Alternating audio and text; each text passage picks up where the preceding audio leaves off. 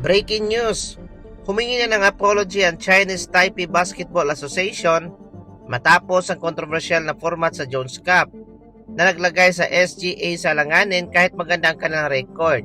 At Strong Group Athletics, laglag na di pa nagsisimula ang laban kontra team ng Taiwan. Bago natin simulan ang ating basketball update, pasubscribe naman at pakifollow sa ating TikTok account para updated ka sa mga bagong upload natin. Ibinalita ng Manila Bulletin na humingi ng public apology ang Chinese Taipei Basketball Association o CTBA matapos ang kontrobersyal na format ng Jones Cup na naglagay sa Strong Group Athletics sa alanganin sa kabila ng kanilang magandang record. At ang mas nakakagulat, ayon mismo sa tournament organizers, ang Strong Group Athletics ang maaaring naging biggest victim ng bagong format. Bago ang laro kontra Taiwan, may kartada ang SGA na 4-1 na record.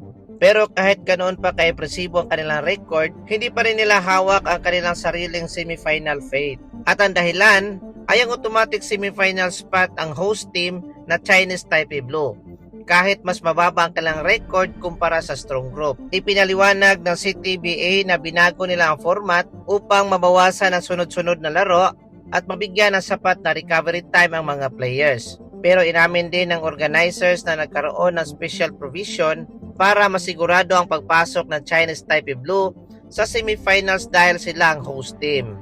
Dahil dito, matindi ang naging batikos mula sa mga basketball fans. Kaya humingi na ng public apology ang CTBA at nangako silang respetuhin at pagbutihan pa ang tournament format at scheduling sa susunod na taon. At para naman sa Strong Group Athletics, sinabi rin ng CTBA na bibigyan nila ang kupunan ng priority sa mga susunod na Jones Cup. Samantala, Strong Group Athletics, laglag na hindi pa nagsisimula ang laban kontra Chinese Taipei.